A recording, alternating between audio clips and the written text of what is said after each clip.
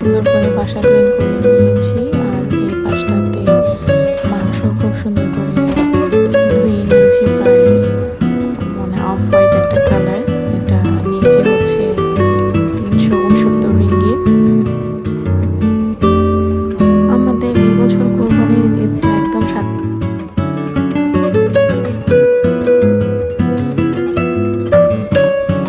আসসালামু আলাইকুম, সবাই কেমন আছো? আমি তো খুবই ভালো আছি।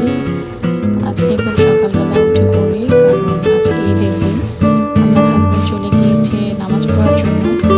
এই বছর আমি যাইনি, মেয়েকে নিয়ে বাসায় ছিলাম কোরবানির ঈদ। বাট রোজারিতে গিয়েছিলাম মসজিদে নামাজ পড়ার জন্য, ঈদের নামাজ। আমার হাজব্যান্ড নামাজ পড়ে এসে একটু নাস্তা করে চলে যায় যেখানে কুরবানি হবে সেই গ্রামে। আর কুয়ালালামপুর থেকে একটু দূরে কুরবান হয় প্রতি বছর, তো সেখানে চলে গিয়েছে, আমি আর যাইনি। তো মেয়েকে নিয়ে আমি একটু নিচে নামি পিকক দেখার জন্য। আর আমার বাসার পাশেই কতগুলি পিকক রাখা আছে, সামটাইমস আমি যাই মেয়েকে নিয়ে ঘোরার জন্য। সে আমাকে ওখান থেকে কিছু ফুটেজ পাঠিয়েছে যে কিভাবে কুরবান হচ্ছে বা মাংস কাটাকাটি হচ্ছে। আমি বাসায় ছিলাম আর আমার হাজব্যান্ড ছিল সেই ফার্মটাতে। আর যে ফার্ম থেকে গরু কিনেছে সেখানেই জবাই হয়েছে, অনেক মানুষ হয়েছিল, কারণ কুয়ালালামপুর থেকে প্রায় ম্যাক্সিমাম মানুষই যায় ওখানে কুরবান দেওয়ার জন্য। সেই সুবাদে আমার হাজব্যান্ডও গিয়েছে।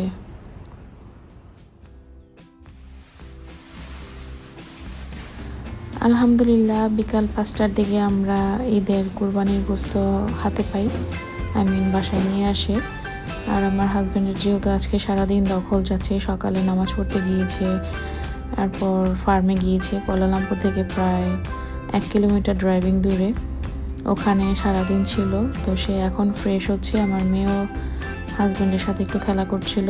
আর এই পাশটাতে আমি ডিভাইড করে নিচ্ছিলাম, কারণ হাড়, গোস্ত, কলিজা, তারপরে হচ্ছে যে পায়া, নেহেরি যেটাকে বলে, এগুলি সব আমি আলাদা আলাদা করছিলাম। আর যখন প্যাকেট করছিলাম একসাথে মিক্স করছিলাম। আর যেগুলি আমার ফ্রেন্ডসদেরকে দিব বা যারা দরিদ্র আছে ওদেরকে দিব, ওইগুলিও আমি আমার হাজব্যান্ডকে দিয়ে পাঠিয়ে দিচ্ছিলাম, কারণ সে বলছিল যে এখনই দিয়ে আসবে, লেট করলে হয়তো মাংস নষ্ট হয়ে যাবে। তো হাজব্যান্ডকেও ডিভাইডারগুলি দিয়ে দিচ্ছিলাম ফ্রেন্ডসদেরকে, দেন যারা গরিব ছিল ওদের। আর বাকি যতটুকু আমাদের প্রয়োজন ছিল আমি সেগুলি ফ্রিজে এখন রেখে দিচ্ছি। আর এর আগের দিন রাতে আমি সম্পূর্ণ ফ্রিজ ক্লিন করেছিলাম, যেটা আমি আগের ভিডিওতে দেখিয়েছি।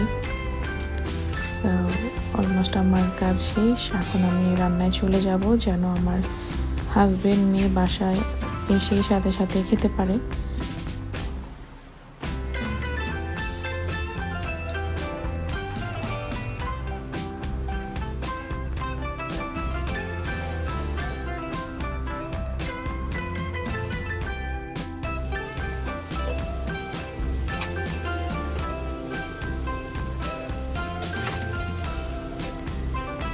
আমি সুন্দর করে বাসা ক্লিন করে নিয়েছি। আর এই পাশটাতে মাংস খুব সুন্দর করে ধুয়ে নিয়েছি, প্রায় 20 মিনিটের মতো আমি পরিষ্কার করেছি। এক পাশে আমি নেহারি বসাবো, পায়া।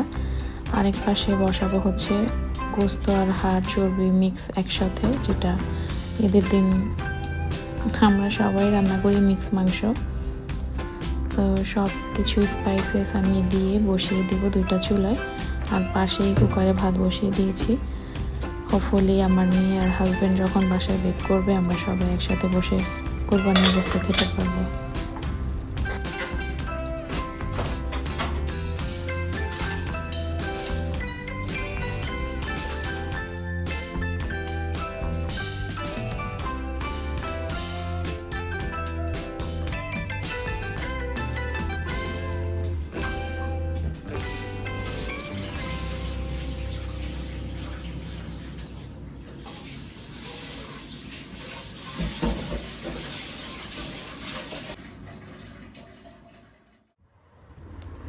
আচ্ছা, এই ভিডিওটা হচ্ছে আমার অনেক আগের, আমার একটা বার্থডেতে আমার ফ্রেন্ড দিয়েছিল।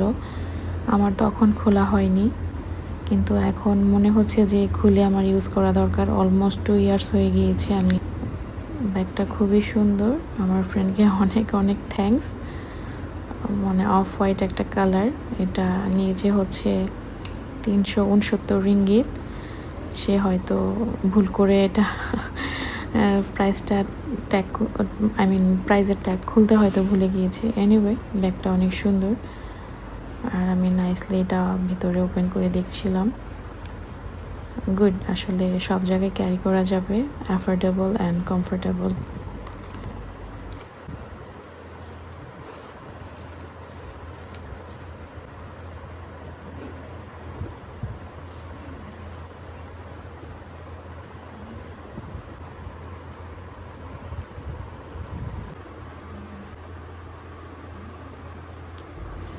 সব মিলিয়ে আমার ব্যাগটা খুবই পছন্দ হয়েছে। Thank you thank you so much.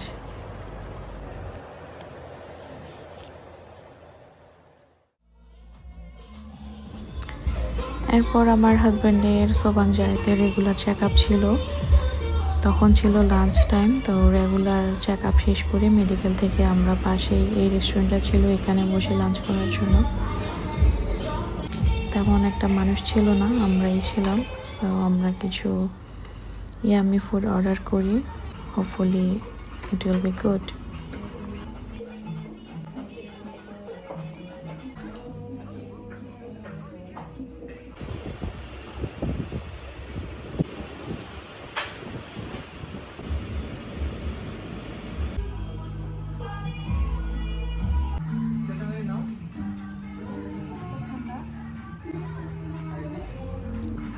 আমাদের এই বছর কোরবানির ঈদটা একদম সাদামাটা গিয়েছে, শপিংয়ের এত রাশ ছিল না। নর্মালি যেরকম প্রতি বছর কোরবানি দেই আলহামদুলিল্লাহ ওরকম অনলি কোরবানি দিয়েছি, কিন্তু শপিংয়ের ব্যাপারে এত ইন্টারেস্ট ছিল না, কারণ চিন্তা করেছি যে একটা হলেই হলো। কিন্তু রোজার ঈদে খুব এক্সাইটমেন্ট কাজ করে যে অনেকগুলি কাপড় হইতে হবে, শুজ, জুয়েলারি। কিন্তু কোরবানি ঈদে আর এই জিনিসটা কাজ করে না। এনিওয়ে, আমরা আমাদের মিল এনজয় করছিলাম, কোয়ালিটি টাইম স্পেন্ড করছিলাম, আর খাবারও আলহামদুলিল্লাহ ভালো ছিল।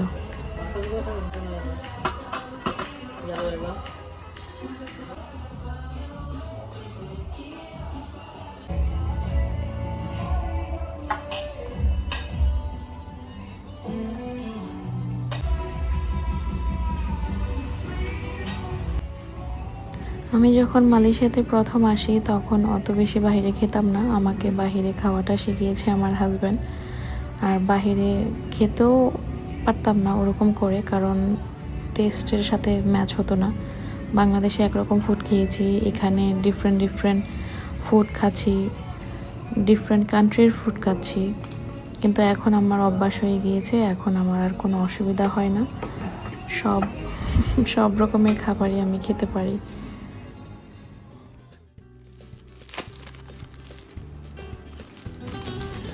ও আচ্ছা, যেরকম বলছিলাম যে আমার এই বছরের কোরবানির ঈদটা বেশি এক্সাইটমেন্ট কাজ করে নাই, তেমন মেহেদি পড়তেও আমার লেট হয়ে গিয়েছে, ঈদ চলে গিয়েছে। যদিও ঈদ 3 দিন থাকে, তো ঈদের পরই আমি মেহেদি পরার জন্য মেহেদি পরার ক্রেভিং হয়েছিল। পরে আমার ঘরে কিছু স্টিকার ছিল ইনস্ট্যান্ট, ওগুলি আমি পরে নিয়েছিলাম নাইসলি। আর এইগুলি বসিয়ে আমি জাস্ট হেনা লাগিয়ে নিব এলোমেলো করে, দেন শুকিয়ে যাওয়ার পর 10 মিনিটস পর আমি স্টিকারগুলি তুলে নিব, হোপফুলি নাইসলি ওয়ার্ক।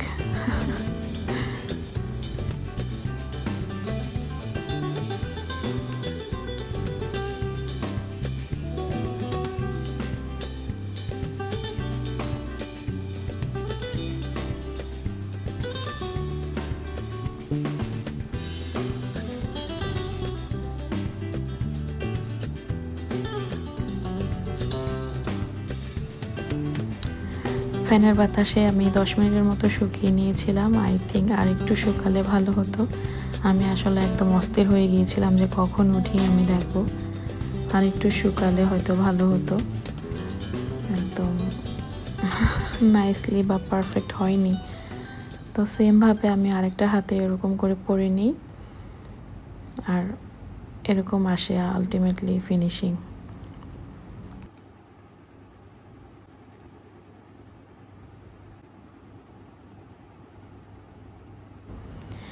এই ছিল এবারের মতো আমার ঈদুল আজহার ব্লগ। আমি আর ব্লগ বড় করছি না, এখানেই রেখে দিচ্ছি। তোমরা সবাই কেমন আছো, কে কোত্থেকে দেখছো আমাকে জানাবে। ওকে, বাই বাই, আল্লাহ হাফেজ।